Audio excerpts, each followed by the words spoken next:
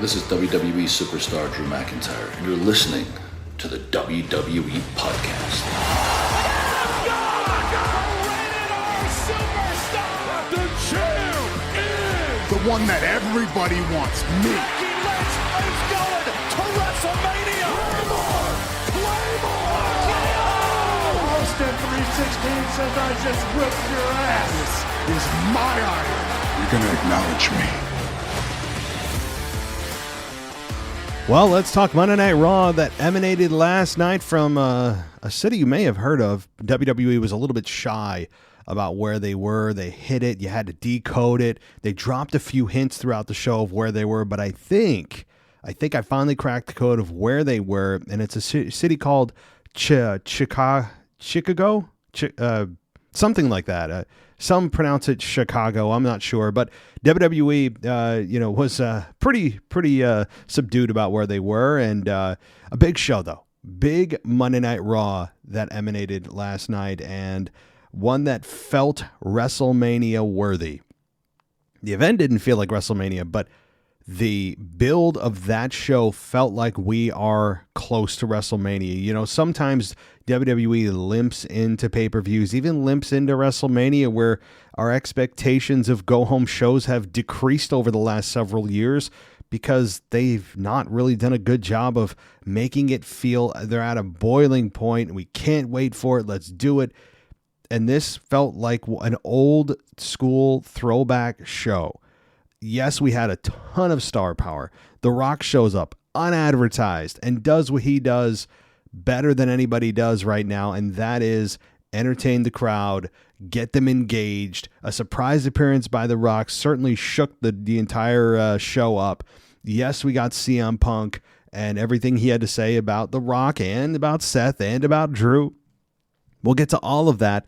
And even the women had a nice moment last night, a program that I haven't been particularly high on in Rhea Ripley and Becky with kind of a ho-hum build, I think pointed itself in the right direction. So really a lot of good came from last night, and I tweeted this out. I said that, or posted it on X, however you say it now, that it felt like it was the Raw after WrestleMania. I mean, it had that kind of vibe to it. And, we're going to go segment by segment here in just a minute, but I do want to take a moment and thank the patrons who are enjoying this show and enjoying all of our shows ad-free. You can join Patreon if you want to go ad-free at patreon.com/WWE podcast, or you can even go to Apple Podcasts and go ad-free that way. Both of them offer a 1-week free trial. And I do want to right now take a moment and thank the latest patrons who have joined us. And that person is Matt Brown. So thank you, Matt. I appreciate your support. I hope that you enjoy all of the things we have to offer here as we roll closer and closer. And at this point, we're in a sprint towards the finish line of WrestleMania 40. And there was a lot of hints. And, let me just start with The Rock. I can't not start with The Rock. This Rock run took a weird turn. He returned as the typical Dwayne Johnson version of The Rock, still gets a big pop, still is a fan favorite, but we've seen and been through this act throughout the years many, many times. Now, he hasn't wrestled in 12 years, but we've seen a rock bottom here and there and a special appearance here and there, and he's generally the same type of guy. You know what you're going to get with that babyface version of The Rock. Then he transforms back into the $1,000 wearing, Rolex wearing Hollywood Rock, and he becomes the final boss, and he runs down the crowds, but the crowd still cheers. He changes his entrance music to the beloved Hollywood Rock theme, almost the full Hollywood Rock theme. It's about 80% of the way there, other than the beginning of the song. So he transforms into a brilliant version of himself that is, it's Hollywood Rock, but it's not like he's trying to be the 2003 version of The Rock.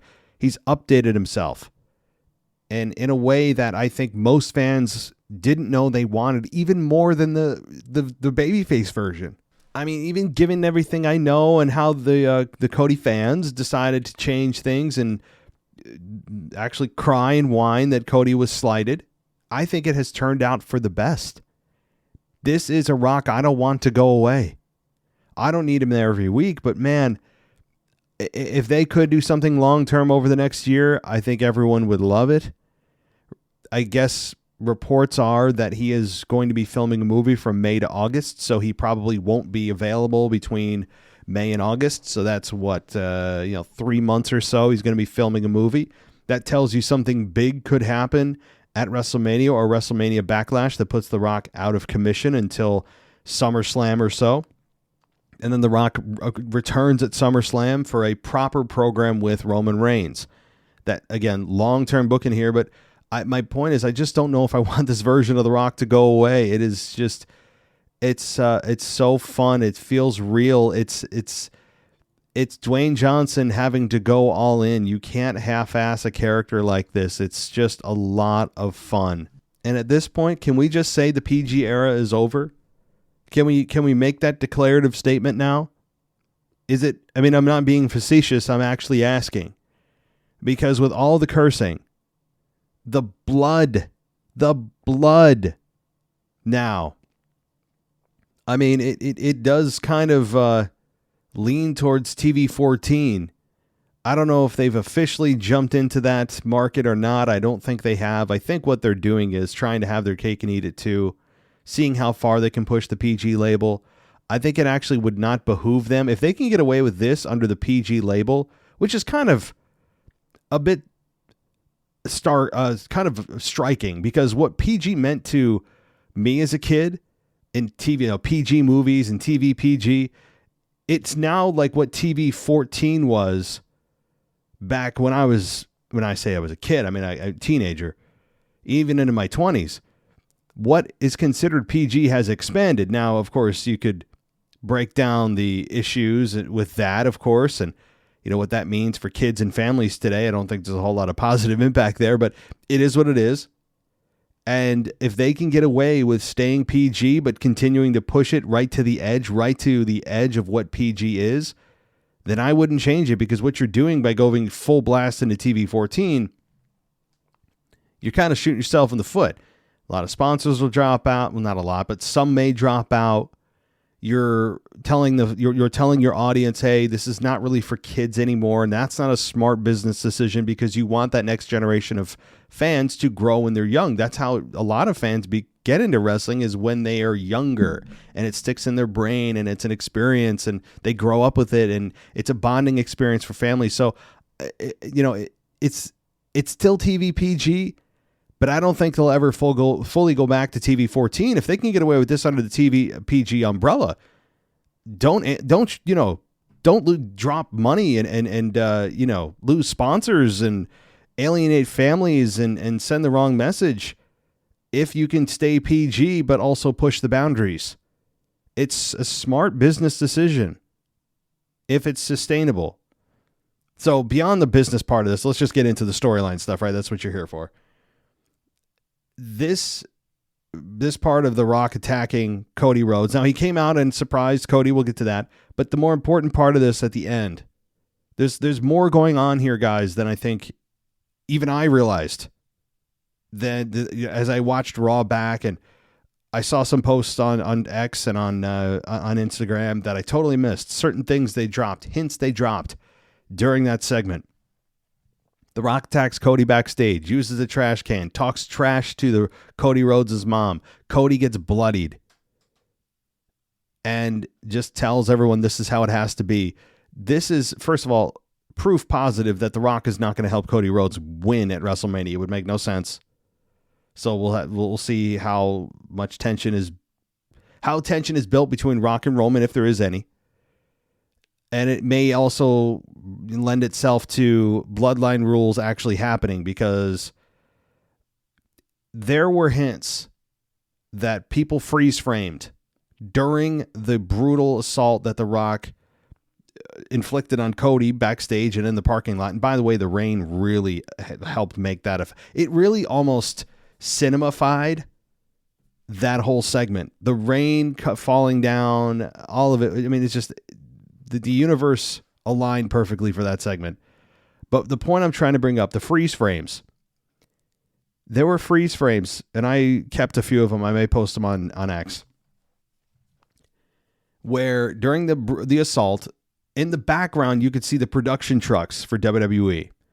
And one of the trucks, I think, had Charlotte on it. But more importantly, the other truck had John Cena and Stone Cold Steve Austin. And the truck was lit up.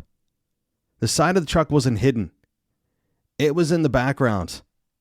And that was not an accident, I don't believe. So John Cena and Austin in the background of that shot is, I think, an absolute foreshadowing of things to come at WrestleMania 40. Things that I hope most of us are looking forward to if it happens, and I think it should. Of Bloodline Rules, which means Seth and Cody lose. Night 1.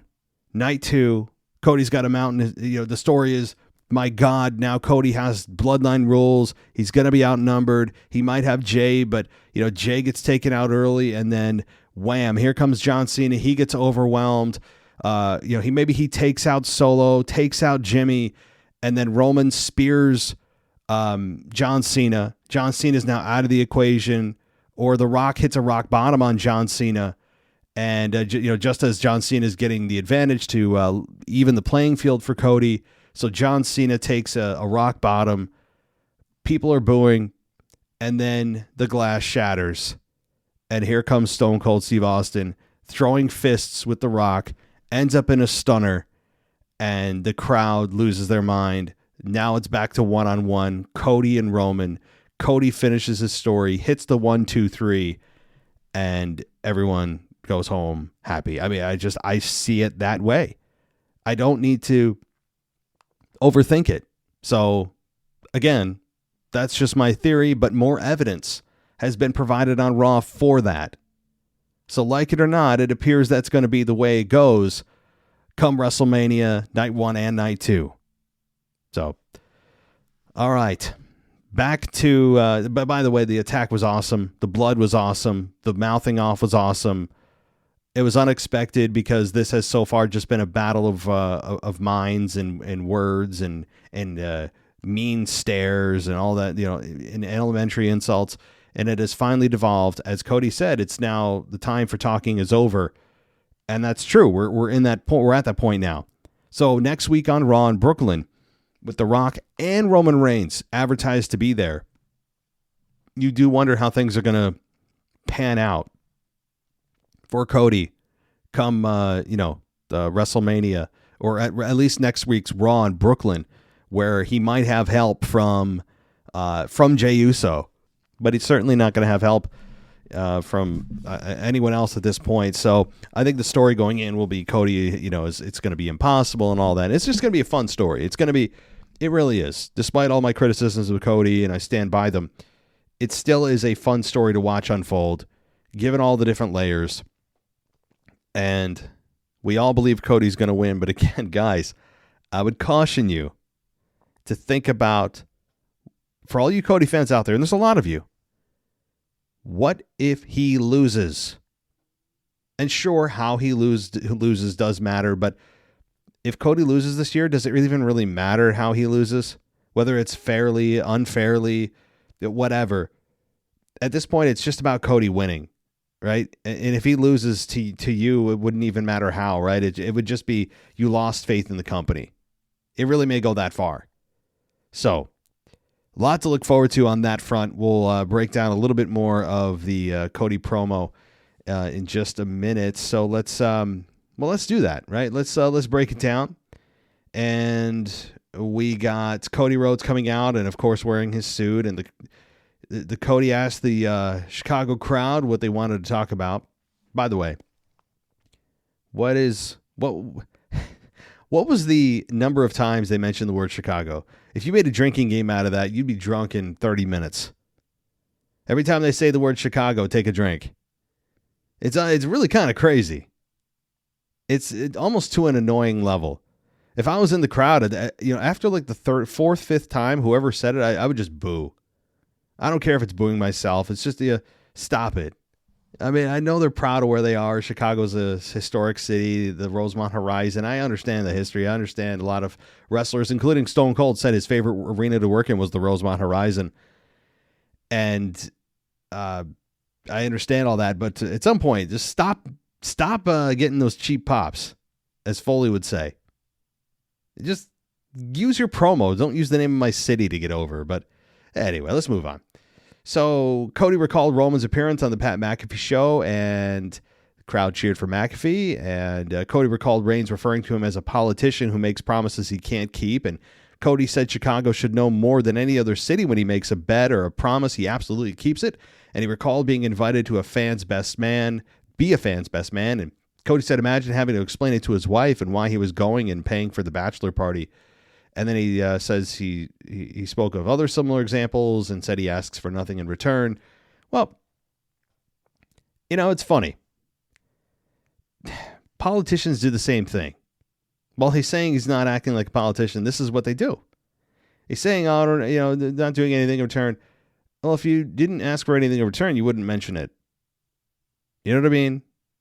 It's kind of like saying, oh, well, I didn't do it for the cameras, but they happen to be here. I'm not saying he has malicious intent, but to say he has no vested interest at all in who he's going to be the best man for and be the bachelor at the bachelor party and pay for it, all that. No, you know that you're still addressing this publicly, and now it's public information, which increases your quote unquote likability, which also in turn makes your hope. The intent is to endear yourself more to the crowd by making it seem like you're not trying to endear yourself to the crowd, that you don't actually want anything in return. Well, again, he is getting something in return without asking for it. He's getting the attention that he is saying he doesn't want, but he knows he's going to get. Do you see what the weird dynamic going on here? That's how a lot of sports stars do it sometimes. If you really didn't want people to know and you wanted to just do it quietly, you wouldn't have said anything on national television about it. You just wouldn't have. He would have just said generically, I've done a lot of things for fans that you don't even know about. And so clearly I do keep my promises, instead of going into examples. Anyway, let's continue here as I go on Cody rants, but this is a long segment. So let's see. Cody said Reigns sees it as desperation, and Cody said all he does all the while, he's pretending to be champion because the champion isn't here. That was a good line, actually. So Cody's saying he's pretending to be champion, doing all these things because the champion isn't here. But hey, Cody, here's the problem. You're on Raw, so the champion is there. In fact, the champion on your brand has been there almost every week since the end of May when he became champion in 2023. So yeah, no, Cody, he has been there. But if you mean Roman Reigns, then yeah, that's a common complaint. And yeah, he is rarely there. We know that. So he said he respects Reigns, but he's aware of the way he screwed him out of last year's dream. This makes no sense to me. This is where Cody needs to drop the act. Stop with trying to be this, this kind, gentle man that still has respect for someone that screwed him out of the main event of WrestleMania, has beaten him down with his group several times, and says he's not even there. How do you can't, how are you telling me you still respect this guy? Name anyone in your life that if they did this, you would still respect them. But of course, Cody can never not respect someone no matter what they do, because that's his character, which makes me want to vomit. So he still,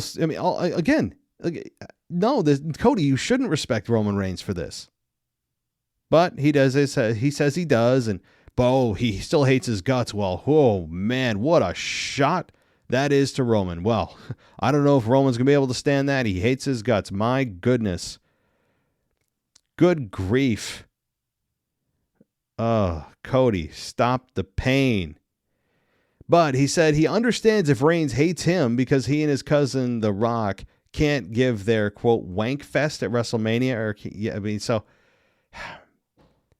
So now we're talking about who hates who? Is that what we're really talking about? We're talking about, I hate you. Oh, no, I hate you. This is going backwards. This is like what you say on day one, not 2 years in. So Cody said he won the Rumble. And if he learned anything last year, it's that he can't do it alone. That's what he learned. That's what he learned. Is that he can't do it alone. Not the fact that he was screwed. Not the fact that he has a case to go to management and say, hey, as a main eventer of WrestleMania, and really every match in WWE, if we're supposed to believe this is a simulated sport, should they not just have the expectation of a fair match? You know what I mean? Like, the fact that this tag team match is even happening with that stipulation on night one, kind of ridiculous. I mean, it's fine. I'm not complaining in the sense that I don't want the match to happen. I do. But when you look at it through the prism of, well, that's what referees are for. You know, that's what TV cameras are for. That's what general managers are for. To right wrongs and make sure that matches are fair. And there should be an expectation of no outside interference. So the match that's happening on night one is really something that should already be happening, and the expectation should already be there, especially for a main event of WrestleMania. I mean, Cody could just say, hey, this makes no sense, guys. Like, this should already be a thing. This should already be something that, he went to Nick Aldis and said, hey, listen, I have a match with Roman Reigns at WrestleMania. You saw what happened last year with no repercussions. There should be an expectation of the bloodline being barred from ringside here. Just on merit alone, not having to go through this rigmarole and jump through hoops to have that stipulation added. It should be an expectation of any professional sport. But hey, it's pro wrestling. That I know I'm looking at it through a bit too serious of a lens on that one, but it's still, when you just think about it for a second, you're just like, no, this match shouldn't be happening because your match should be no interference.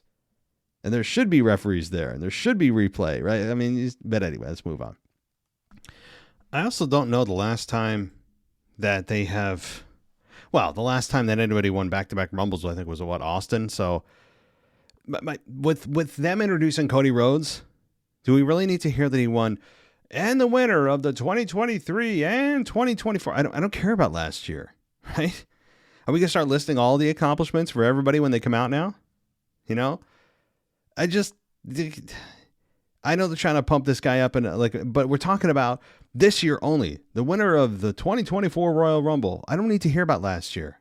It's a little thing, but it's again an annoyance for me, and so that's what's important. Was what annoys me. All right.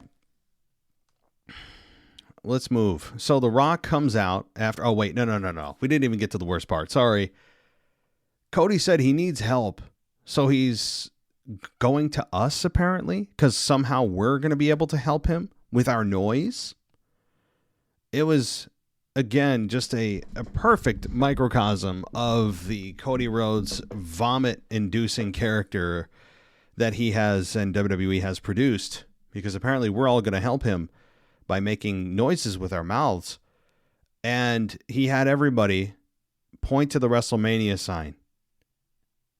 Are you kidding? Like the most like overdone gesture in all of pro wrestling. And everyone complied like seals. Like just yes, Cody, whatever. I mean, people are pointing to the WrestleMania sign. And again, one of the most just kind of annoying things that just everyone has to do because it's company policy and everyone knows it's just policy. And everyone in the crowd does it. Nearly everybody. I mean, come on. Stop it. So anyway, The Rock comes out, mercifully comes out. Doesn't say anything. Has a long stare down with Cody. Fans are chanting holy yes. And The Rock has his arms behind his back, approaches Cody, and then says something to Cody and smiled and exited. Now, we didn't get to hear what The Rock had to say, and The Rock didn't say what he said, and Cody didn't say what The Rock said. All that we know is Cody said that what The Rock said he can't keep. And so apparently there was something that The Rock said to Cody that was some kind of promise that he can't keep. So we'll see if that actually comes back around or just fades away. But this was really good. Rocky sucks chants also started when The Rock backed away and there was no battle in the ring. So, continuing on. We got, let's see, a Ricochet and J.D. McDonough match with J.D. McDonough losing to Ricochet in 14 minutes and 25 seconds. Really, I mean, it's a fun match. I mean, you always know what kind of match you're going to get with Ricochet. The crowd was into it. You know, Ricochet is as entertaining in the ring as anyone else is in the company. I mean, what he can do, the things he's able to do, and also avoid catastrophic injury every single night is nothing short of amazing. And this is no slight to J.D. McDonough, who is an undersized wrestler, but also holds his own and is very fundamentally sound and is, kind of the whipping boy of the Judgment Day. But it ended with Ricochet hitting a shooting star press and getting the victory. Really nice job of also the announcers putting the Ricochet over really well. And more importantly, a really fun stat. I think it was an important stat to bring to the table was Pat McAfee mentioning that Ricochet's 3-0 in his last 3 televised matches. It's a big deal. Because typically we don't hear about records other than, Undertaker's streak, which we all know. But we usually don't talk about records. And this is something to give Ricochet a little bit of momentum. Give him anything. So Ricochet was, he's got a little bit of momentum behind him. Something that he desperately needs if they're going to do anything with him at WrestleMania, and I don't have much confidence that they are. So good stuff. Dom getting booted from the match, the fans loved, as they always do. I've always asked this question though, like, what if no one has ever just said to the referee, nope, no, I'm not going to do that. I mean, that person on the outside of the ring isn't in the match. So what's the consequences? That person decides, I'm not doing that. I'm just going to stand here. Like, it's as if there's some magic wand that gets waved every time a referee tells a person on the outside to leave. They all just comply. Well, why do they have to? What happens if they don't? No one's ever defied the referee when they said, nope, you're out of here, right? No one. So, I mean, what happens? I'd love to explore that rabbit hole. But moving on. We got CM Punk shown walking backstage. A trailer aired for Bray Wyatt, his documentary that premieres next Monday on Peacock. That should be very interesting and emotional. We then get a stat also from Cole saying it was the 11th straight televised sellout on the road to WrestleMania. Pretty impressive. I know that it was a kind of a gimme back in the day when business was booming and the ratings were 4 times what they are now. And it was a gimme, and it was something that was just, it was just a given. It was a given that every week was sold out. Even the house shows were sold out. And now 11 in a row. I mean, that's, if they're putting it on air and telling the fans that's significant. And I give the credit to WWE for that. I give credit to the talent. I mean, things are really heating up in a way that I haven't felt or seen in 20 years since Ruthless Aggression. So it's a fun time to be a fan. And here comes CM Punk. Punk comes out, crowd loves it. It's clobbering time. And we then get Punk in the ring. Still got his arm brace on, as expected. He's not fully healed. And the really long segment here, really long. This could have been cut a little bit, I think, but seeing Punk back is fun. It's WrestleMania time, and Punk said that he had a lot of things he wanted to say, a lot of business to get to, and said that people are asking if he'll be at WrestleMania. The short answer is yes. He said his elbow is not great or 100%, but his mouth works.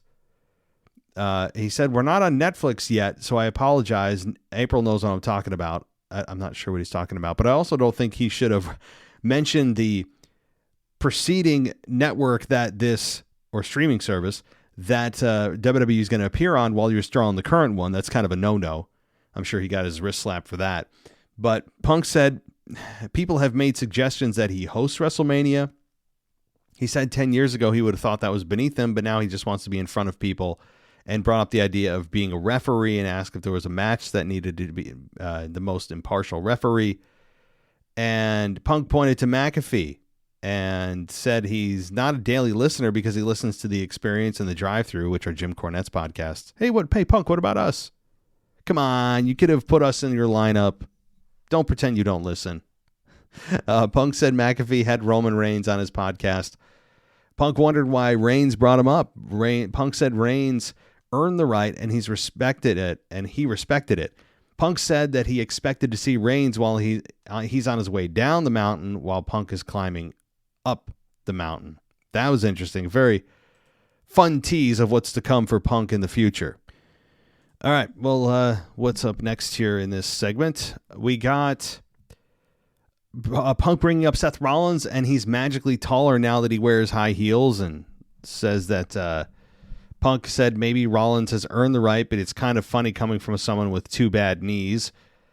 And he said, Punk said The Rock isn't someone who hasn't said a word about him, and Punk said he'd like to think it's because 10 years ago he came face to face with the Second City Saint and realized his arms are too short to box with God.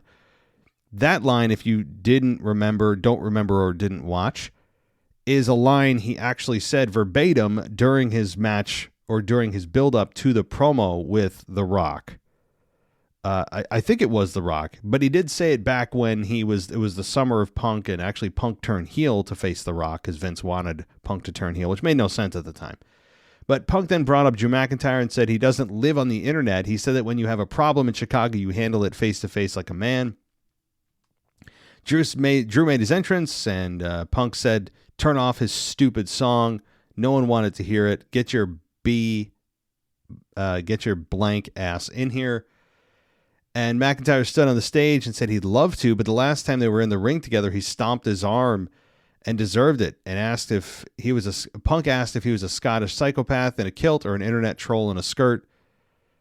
And then we're talking about cancellations and all that garbage. But McIntyre made his way to the ring and showed Punk his T-shirt. And here's a good line. Punk said he never had to put another man's name on a shirt to sell it, and McIntyre tore off one of his skirts and said he never struggled to get out one of his shirts, not skirts, shirts. And he struggled to get out of it because of his biceps, which is something Punk never had to deal with that issue, which was fun. To me, the best line of the night came from McIntyre when he climbed on the broadcast table, and said Punk doesn't drink or do drugs, and yet somehow still spends all of his time in rehab. That was great. McIntyre said he doesn't hate Punk. He actually completes him. I wonder if McIntyre has been watching some Dark Knight Rises with the Joker, right? Heath Ledger, with the Joker telling Batman, "You complete me." When he said he doesn't hate him, doesn't want to kill him, that he's just an agent of chaos, and that you complete me. I wonder, that's a line from that movie. Pretty close. So I wonder, but McIntyre spoke about Punk helping him, or I'm thinking about how Punk helps him in the gym and when he won the Elimination Chamber. And then he invited McIntyre to get in the ring. And then McIntyre said Punk probably had a weapon and would try to take him out before WrestleMania, like the people of Chicago, which was a funny line. Just, my God, laying into the crowd. And McIntyre sat on the broadcast table with his legs crossed and said he hopes Punk has a front row seat to WrestleMania. So, I mean, there's a lot more I could break down. This went on for a very long time. Rollins eventually comes out and said Punk needs him to have a moment at WrestleMania. Rollins said he likes the idea of Punk being on commentary. Eventually, it comes to Punk is going to be on commentary at WrestleMania. That seems to be where they've landed, although Punk did show he can count a 3. He can do a 3 count.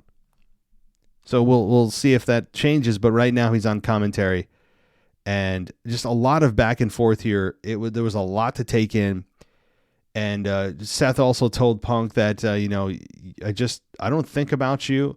You're a non-factor. All this. It was a lot of fun. McIntyre, it ended with this. McIntyre told Punk, said that Punk is obsessed with him and that he's living Punk's dream and he's his number one stan. I don't know what that means. McIntyre entered the ring and then continued to jaw at Punk until Rollins super kicked McIntyre and followed up by giving McIntyre a stomp. And Punk was watching from the entrance aisle, and Rollins left the ring and walked past Punk, who then looked back at McIntyre. A lot of back and forth, a lot of just ups and downs here. And again, I'm fine with Punk being on commentary. I don't need him being a referee. I mean, I'm cool with it, so we'll see. But if Punk's there, he's going to have some kind of direct or indirect physical interference in this match. So the good thing is, Rollins and McIntyre just became a lot more fun.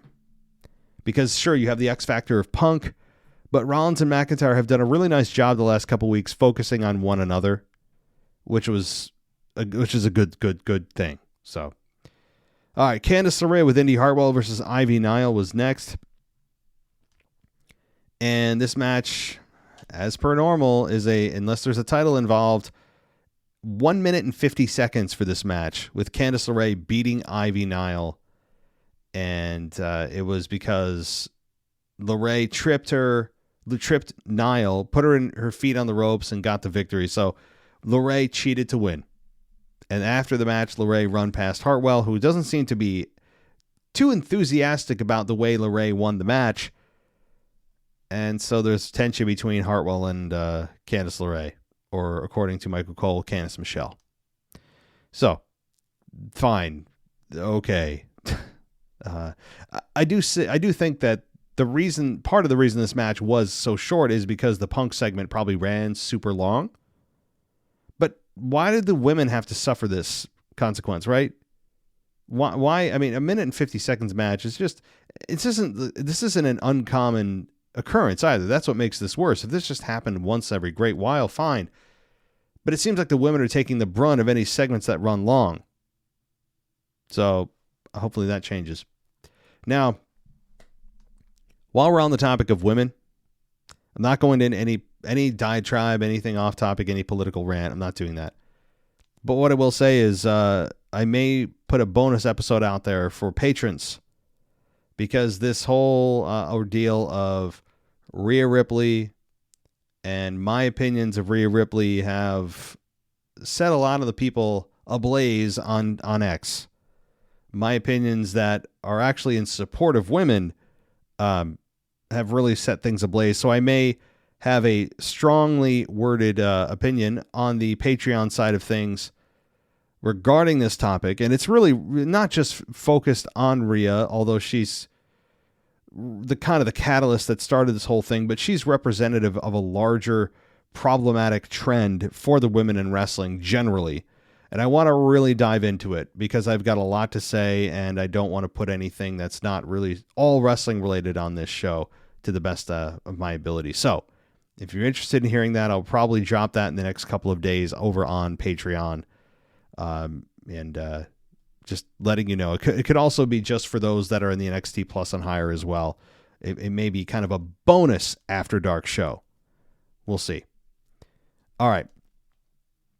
So we then have New Day, New Day and DIY had some fun blows back and forth with each other backstage. And if you noticed during that segment, Paul Heyman was talking to Drew McIntyre in the background. That wasn't by accident. So keep that in mind. So let's see. We got, again, New Day versus DIY.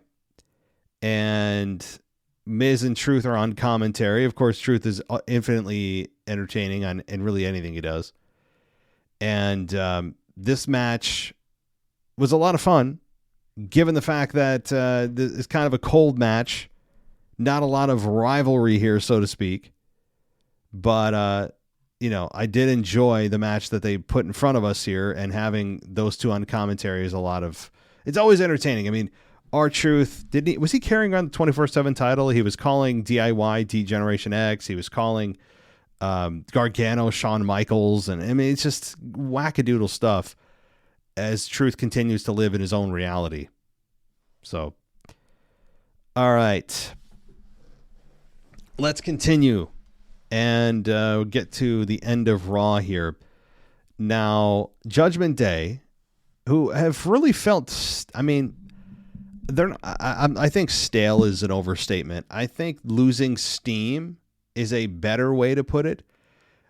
I mean, we have Damian Priest, who's still got the Money in the Bank briefcase. We've got Rhea Ripley, who's a babyface in a heel group, and we've got Finn Balor, who is just invisible. We've got Johnny Gargano, or I'm sorry, not Johnny Gargano, J.D. McDonough, that continues to lose every match he's in. So yeah, it's just they're losing steam, and that's not a complaint. It's just an observation. But okay, R-Truth got beat up, by the way.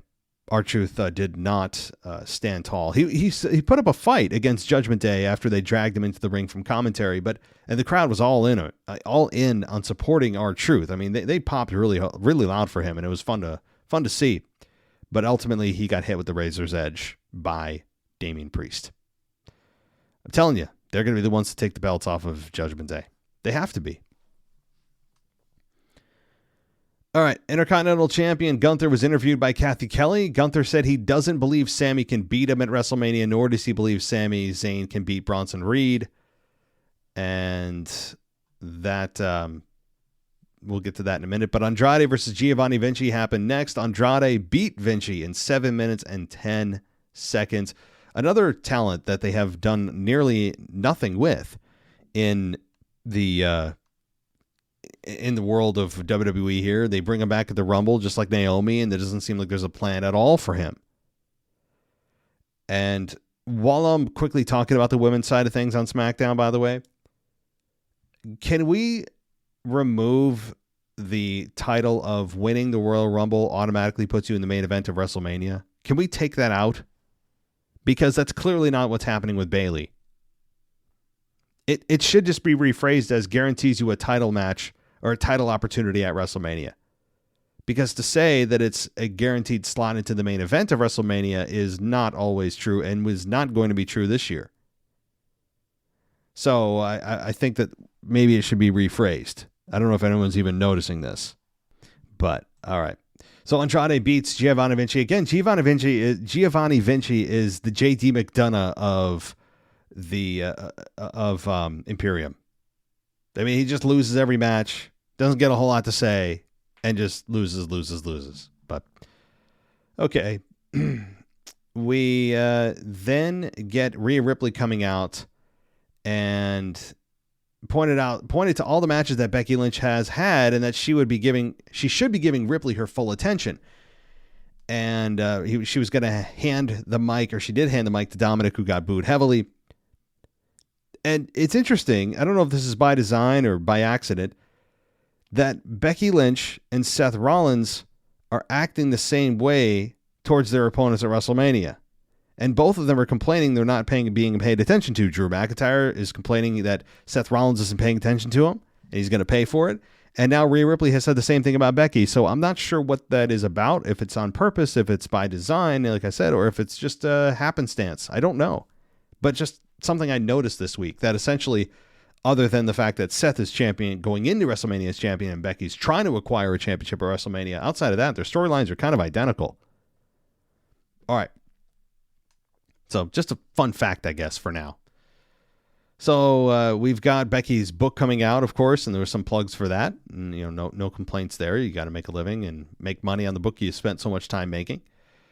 So Lynch said Ripley doesn't wrestle on Raw anymore, and Rhea Ripley questioned why she would compete before the biggest match of her career. She said she doesn't have to get in the ring every week to get attention.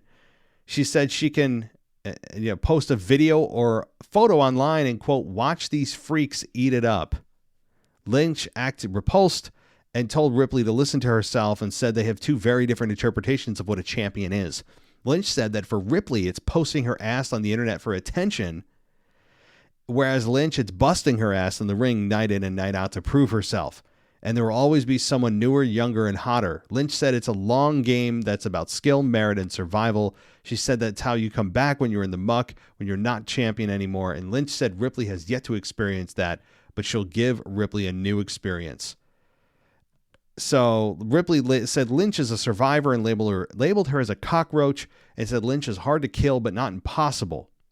She said she wouldn't take it that far at WrestleMania because she wants Lynch to be on her couch watching her do her thing. I don't know what that was supposed to mean. Ripley said she wanted Lynch to sit next to her daughter and listen to her refer to Ripley as mommy, and a mommy chant broke out. Lynch then went kind of all emotional and told Ripley that was her one pass and she takes being a mom very seriously. It's not funny to her, and that her father never got to meet her daughter, and it was emotional. Yeah, it was. It wasn't a fake crocodile tear Cody Rhodes moment, but it was emotional. And gave Rhea Ripley one pass, and then it ended up breaking down though as Dom got punched in the face pretty roughly by Becky, and then we got finally a brawl break out. The time for talking is over, as Cody opened the night with. Very, very much a apropos set the tone type of phrase, because that was what happened here. The time for talk is done. It's time to fight, and these two women made me again, just like last week.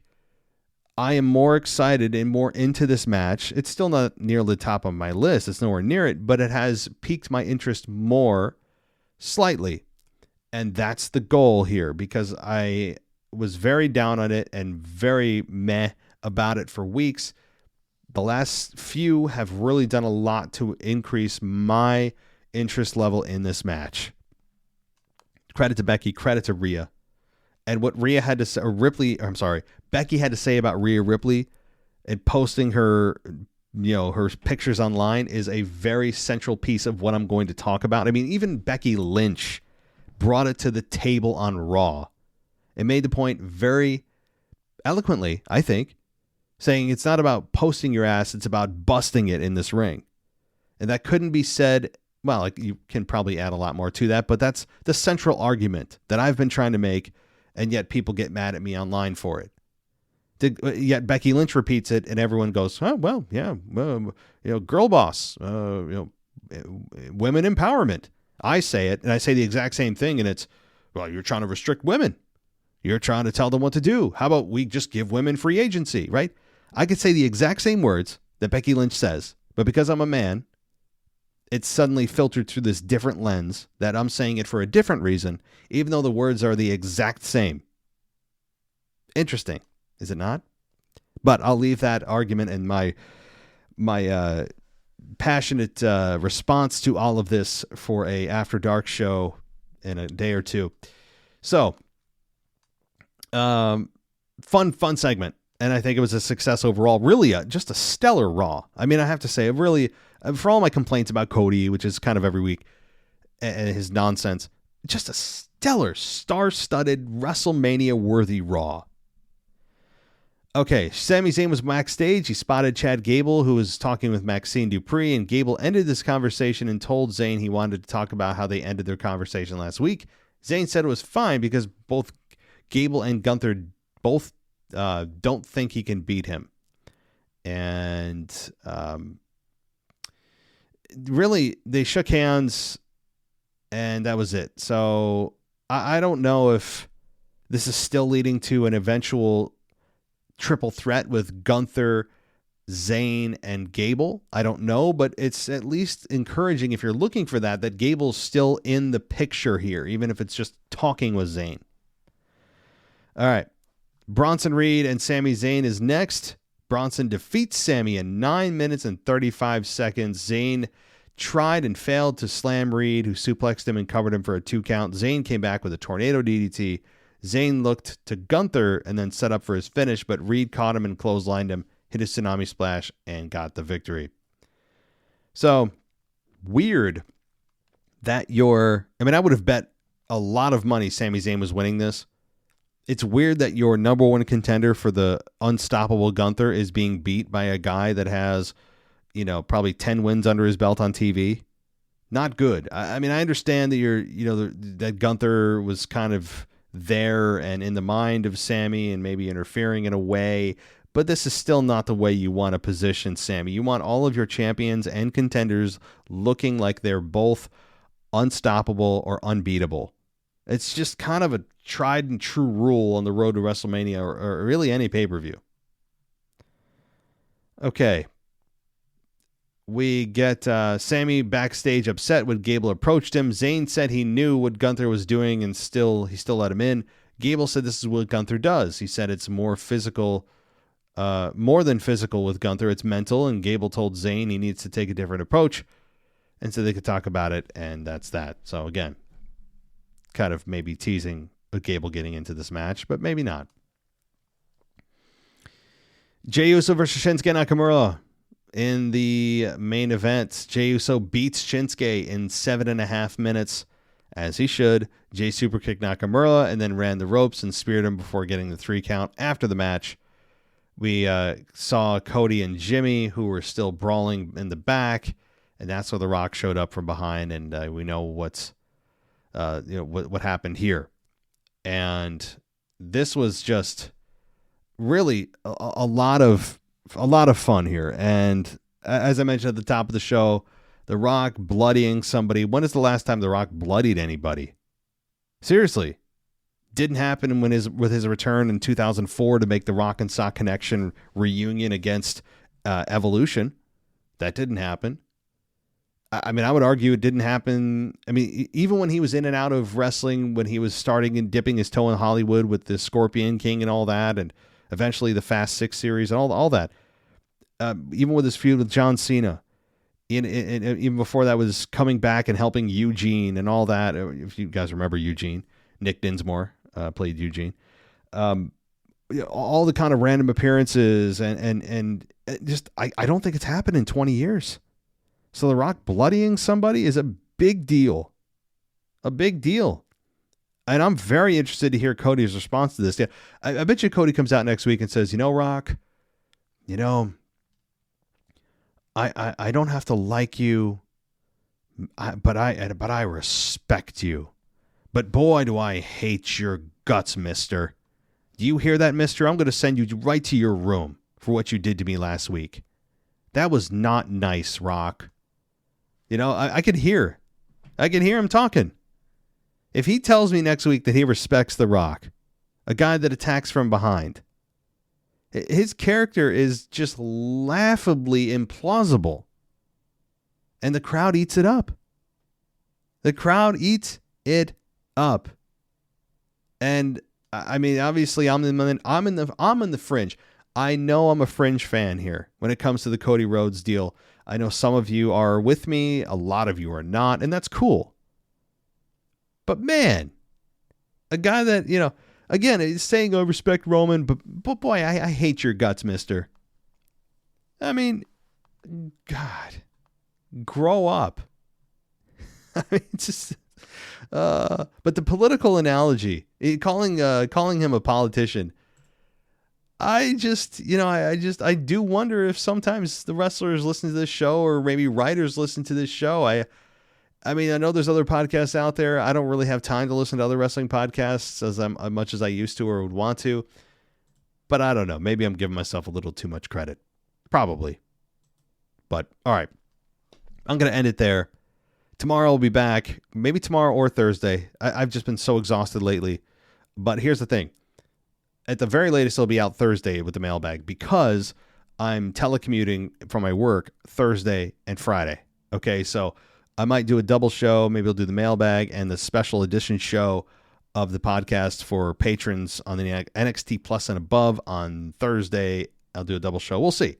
But I just want to let you know, I'll try for tomorrow. The mailbag, I will make an effort. But I always say that, and then I'm just laying in bed, and I'm like, I just can't do this. I'm so exhausted, or I fall asleep. I'm just being truthful with you guys. Just being honest, keeping it 100, as the kids say. But all right, I'm going to leave it there. Hopefully I'll talk to you tomorrow. If not, I'll talk to you Thursday. Thanks so much for listening. Consider going to Patreon or Apple Podcasts for your ad-free experience. And I'll talk to you next time. Thanks for listening to the WWE Podcast. Don't forget to subscribe on your favorite podcast app so you don't miss a show, or head to WWEpodcast.com. And for all of these shows ad-free, head over to patreon.com/WWE Podcast. Until then, we'll see you next time.